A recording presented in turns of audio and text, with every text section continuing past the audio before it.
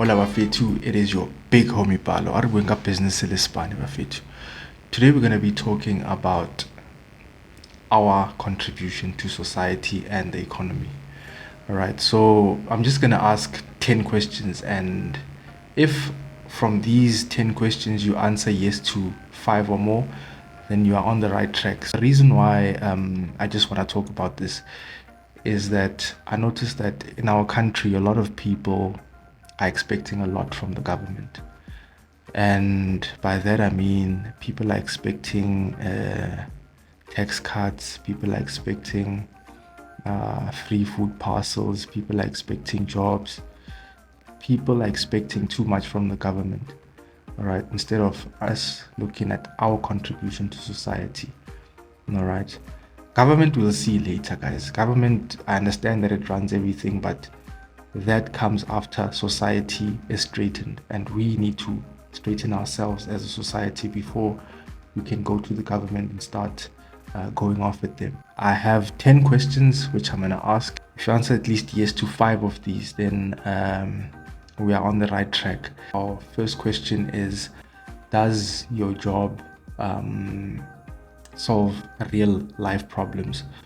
All right, I know everyone thinks their job solves real life problems, but that's not the case. Okay, so a good example would be someone who's a salesperson for luxury brands.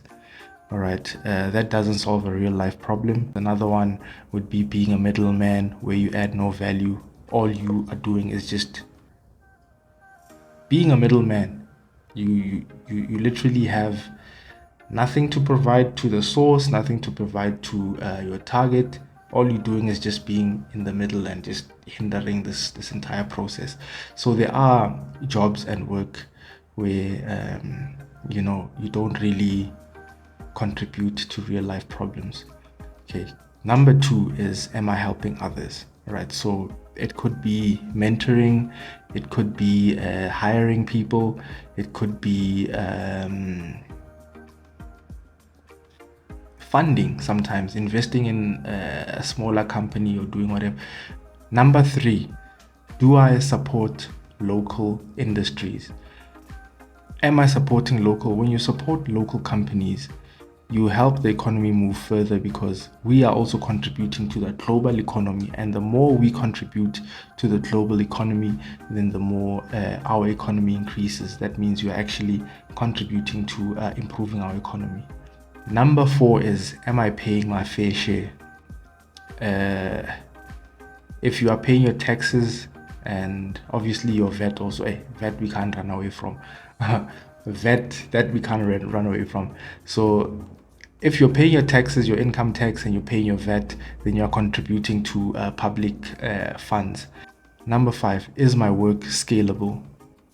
If your job or business is scalable, that means you are contributing.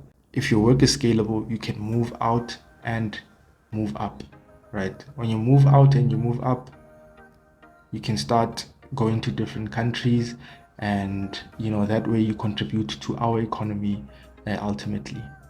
Number 6 is, do I innovate? All right, so you don't have to directly innovate, be the only person who's innovative at your company or whatever, but if you are part of an institute, or if your company does any form of innovation, then we are moving in the right track.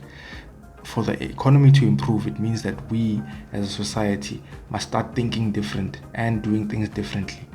All right, so when we do things differently, it means that we can improve our delivery and become more productive, thus our economy improving. Do people benefit? Okay, so this is kind of tied to number 1, but sometimes you can solve a real life problem only to find that it doesn't really benefit people. Okay, a good example would be those avocado slices, right? So those, if people want guacamole, that's going to be useless. It's a very, very useful product. It's very useful. Anyone who needs to slice their avo can use it. You just go once, it's done, right? But now if people want guacamole, they just need a fork. All right, so meaning that your product is not going to work it's not going to benefit people who want guacamole. Not only does your work or business need to solve real life problems, but it also needs to benefit people. All right, so if you answered yes to this, then that's another point. Number 8 is, do you measure your impact? When we reflect, we're actually preparing for improvement. So that ultimately then works out to you being more productive and you ultimately contributing to the economy. There are some people who will just measure the impact. Oh shit, I suck. And then that's it. If you're saying, oh, okay, I suck at this, and then you find ways to improve it, then you are contributing indirectly to the economy because you're going to become more productive. Number 9, am I ethical? You know, guys, our country and crime, guys, we live in a country with so much crime and so much going on that it's difficult to see which companies are ethical, which ones are not. But you as a person, you need to be very ethical, and that would be your contribution to society, ultimately the economy. Question number 10, is there a positive future impact? You know, this is also a little connected to the scalability one, where we're saying that if future generations, like, you can do something right now, build something right now, where future generations can come in and continue maintaining it. You know, that's important, because at the end of the day, you can't just do something, have an impact, and just disappear. You know, also future generations need to be able to use your work and learn from some of your work. You know, so yeah, guys. And the reason why, you know, guys, this topic is one that is very close to my heart, because as a country, I feel like we have great potential, but we're not using that potential through all the corruption, through laziness, through, you know, I swear, guys, even if Ramaphosa came tomorrow and said, I'm gonna give everyone 50k a month, do you think things are gonna be right in this country? No, it won't, because everyone's greedy. You know, everyone's greedy, and no one really wants to contribute. We're just hoping and wishing that the government does everything. We just need to chill. Like, honestly, if you were to ask people deep down, what do you want? Everyone will say, nah, not everyone, but a lot of people will just say, nah, I just want to relax at home and earn, go shopping whenever I need to go shopping, travel whenever I need to travel, and that is it. Which is not the case. You can't get these things without putting in the work. All right, so this is our responsibility as a nation.